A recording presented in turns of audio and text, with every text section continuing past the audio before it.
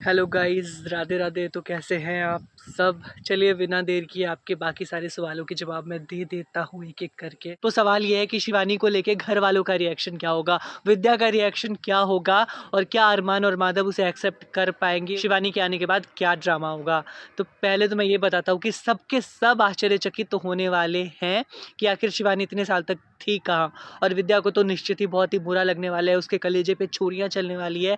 और रही बात माधव और अरमान के एक्सेप्ट करने की, तो क्यों नहीं करेंगे, करना पड़ेगा, करना है। माधव जी की तो पत्नी है शिवानी और अरमान की माँ है, तो एक्सेप्ट तो करना ही पड़ेगा। माधव जी तो सबसे ज्यादा इमोशनल होने वाले हैं क्योंकि उनका पहला प्यार, उनकी पत्नी लौट आएगी। और मेरा तो मन है ना कि शिवानी जब आए तो विद्या और माधव जी का तलाक हो और माधव और शिवानी की शादी हो, साथ साथ अरमान और अबीरा की शादी हो। ऐसा सा कोई ट्रैक हो तो बहुत मजा आ जाएगा। अगला सवाल है कि आपको क्या लगता है, अबीरा का सेकेंड बेबी होना चाहिए या नहीं। और जवाब देने से पहले मैं बता दूं कि देख लो, एक लड़के ने सवाल पूछा है तो अपने मन से ना ये बात निकाल दो 19th सेंचुरी वाली की लड़के लोग नहीं देख सकते सीरियल, ठीक है। और अब जवाब ये है कि बेबी होना तो चाहिए, लेकिन अबीरा कंसीव करेगी कैसे, वो तो कंसीव कर ही नहीं सकती। अगला सवाल ये है कि आपने वायर के केज के कितने एपिसोड्स मिस किए होंगे। तो भाई मैंने एक भी एपिसोड मिस नहीं किया, हाँ कभी कभी स्किप कर देता हूँ लेकिन मिस नहीं कर सकता। देखो भाई, मैं ना वायर के केज के 100 बोरिंग एपिसोड्स आसानी से डाइजेस्ट कर सकता हूँ, लेकिन कोई और शो के 7 एपिसोड में ही मेरा मन उब जाएगा। और फिर अगला सवाल ये है कि आप वायर के केज कब से देख रहे हो, तो 2018 से। नेक्स्ट क्वेश्चन है कि योर फेवरेट इन वायर के केज। तो देखो भाई, ऐसा है ना कि जो वायर के केज में है, जितने भी लोग हैं सबके सब मेरे फेवरेट है, और जब तक वायर के केज में रहेंगे तब तक मेरे फेवरेट रहेंगे। लेकिन इस बात की गारंटी नहीं है कि अगर वो वायर के केज छोड़ के गए उसके बाद मैं उनके बाकी प्रोजेक्ट्स को फॉलो कर पाऊंगा या नहीं, इसकी गारंटी मैं नहीं ले सकता हूँ। हाँ, उनके वायर के केज वाले एपिसोड्स हमेशा मेरे फेवरेट रहेंगे और वो मुझे वायर के केज में पसंद होंगे, वायर के केज की वजह से पसंद है। अगला सवाल था फेवरेट कैरेक्टर इन वायर के केज। तो अभी जो मैंने बोला वो सब एक्टर्स के लिए था, और फेवरेट कैरेक्टर की बात जहाँ तक है तो अभी के हिसाब से तो कोई भी नहीं, क्योंकि रनिंग कैरेक्टर्स के शेड्स बदल जाते हैं। हाँ, मेरा फेवरेट तो भाई अभिनव शर्मा, अक्षरा सिंघानिया, नैतिक Singhania, most of the characters wire के केज के अच्छे ही होते हैं, अपने अपने जगह पे सब सही होते हैं, तो कहा नहीं जा सकता कि कोई एक फेवरेट है। अगला क्वेश्चन बड़ा ही इंटरेस्टिंग है और मेरे मन का क्वेश्चन है, अबीरा की चाइल्डहुड मेमोरीज चाहिए, बिल्कुल चाहिए यार। हमें अबीरा का बचपन देखना है, फ्लैशबैक्स में ही सही लेकिन कुछ ना कुछ तो दिखाना ही चाहिए। ऐसा भी कर सकते हैं कि प्रीति मैम को लेके कुछ फ्लैशबैक सीन्स शूट कर लिए जाए, बहुत सही रहेगा यार। अगला सवाल दूसरे लैंग्वेज में था, मुझे लगा उर्दू है, लेकिन जब ट्रांसलेट पे डाला तो ये अरेबिक से ट्रांसलेशन हुआ इसका कि क्या आप उम्मीद करते हैं कि अरमान और अबीरा साथ आ जाएंगे और ये सीरीज लंबी है, बोरिंग है। तो हाँ, अभी अभिमान साथ जब तक नहीं आएंगे तब तक मजा तो नहीं आएगा, लेकिन साथ आ जाएंगे अभिमान। अगला सवाल ये था कि दादी सा के हाथ में वो मंगलसूत्र जैसा क्या है, तो गौर से देखो, वो नजर बट्टू वाला ब्रेसलेट ही है, ठीक है, एक बार गौर फरमाओ जरा। और अगर मंगलसूत्र भी हो तो क्या दिक्कत है, दादी सा नहीं पहन सकती ना, लेकिन अनीता मैम ना गुरुजी में बहुत ज्यादा मानती है, तो हो सकता है इसलिए वो हमेशा मंगलसूत्र अपने हाथ में पहन के रखती होंगी। नेक्स्ट क्वेश्चन था कि क्या सच में अबीरा का एक्सीडेंट होने वाला है जिसकी वजह से अभिमान एक होंगे।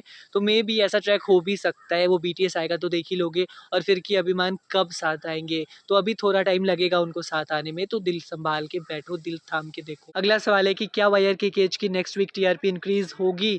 तो अगर ट्रैक अच्छा रहा तो जरूर होगी। और क्या आप मेरे साथ कोलैबोरेशन करोगे, तो आप भी मेरी तरह वायर के केज पे रील बनाओ, हम कोलैबोरेशन कर लेंगे। अगला सवाल है कि मैं कोई स्टोरी लिखूं तो वो बहुत अच्छी होगी, तो मुझे कोई हायर करेगा तभी तो मैं लिखूंगा ना, मैं कोई सर्टिफाइड राइटर तो हूँ नहीं, मैं तो नौसिखिया हूँ बट मैंने एक स्टोरी लिखी है वॉटपैड पे, ये रिश्ता मीठा सा, वायर के केज जेन 2 का फैन फिक्शन।